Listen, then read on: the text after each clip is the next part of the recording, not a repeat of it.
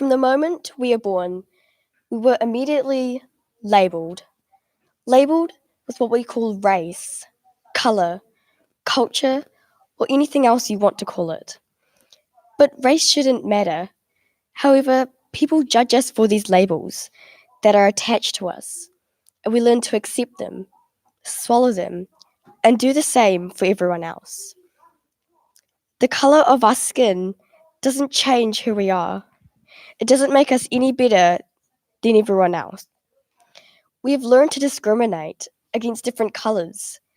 We accidentally build stereotypes based on the way we look. And that's the doing of our own kind.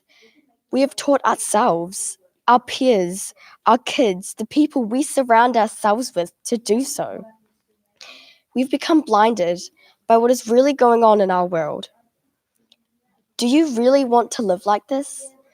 Because living in a society where racism is active tells us that we can't even feel at home in our own homes, that we can't live without being criticized, compared, or hurt. We naturally compare ourselves to other colors because of the way we were brought up, that it's bad to be colored. We don't get to choose the color of our skin, our race, or the way we look.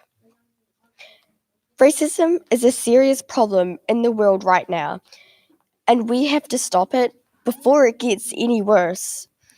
We have to be upstanders and fight against it, just like our leaders that are leading us right now. Upstanders, meaning standing up against something that is not right and not being a bystander. Standing by and watching something bad happen is a bystander. And if you do this, you are just as bad as the person doing it. Because what you are saying is that you agree with it, that you think it's okay, so you're not going to do anything to stop it. And everyone in this room can be an upstander. We just have to be brave and always fight for what we believe in, not letting anyone shake us, no matter what. We've been brought up like this, taught to stand by and watch this world turn into a war zone. The thing is, racism isn't just in New Zealand. I think that's pretty obvious to everyone, that it's all over the globe. But that's the problem. It's everywhere.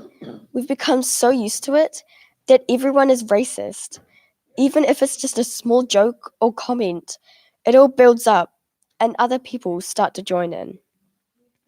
Once one person starts being racist, most people think that it's okay, and they either join in or stand by and watch. This is where, now I know some people will be able to stand up and do what's right, but let's be honest here, the majority of us won't, because we're too scared, too afraid of what might go wrong, and not thinking of what might go right. This is where the bystander effect comes into play. The more people, the less likely for anyone to help, because we think someone else will do it. This is the type of thinking why racism hasn't stopped yet. We keep thinking someone else will do it, so I don't have to. When really, we are the ones who have to do something about this. We have the choice here, and all we are doing right now is throwing it away like it is nothing. When really, racism is infecting us like bacteria. Would you rather take a stance and make a change, or stand on the sidelines, watching everyone else do all the work? Prejudice, discrimination, or antagonism directed against someone of a different race based on the belief that one's race is superior. That is what Google defines racism as.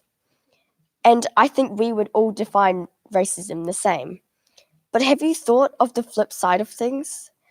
Like, a lot of famous people actually got through racism, and believe it or not, they became stronger because of it. They learned how to lead, help others, like Mahatma Gandhi, Martin Luther King, Nelson Mandela. The list could go on. They took racism as an opportunity to step up and become a leader fighting against it. Look at it this way. If racism never existed, then I guess you could say our world would have been perfect. But as we all know, we don't learn without mistakes. All the bad things that has happened has taught us to be better people. Racism is a very sensitive topic, and I'm not trying to say that it's good or that you should stop being racist, because what I'm trying to say is that it depends on how the people take it, how we choose to deal with it. In this case, the leaders I listed before, they chose to fight and lead against it. Coloured people weren't allowed in restaurants, parks, or even bathrooms. We were so racist that they lived totally different lives from us. Different family, different food, even different clothes. This was a while ago now, but we were still the ones who did that. We were the ones who made them slaves, who made them do all our work, and all they got in return was nothing except hate. Racism is something that I can't change because, well, it is nearly impossible to do so by myself.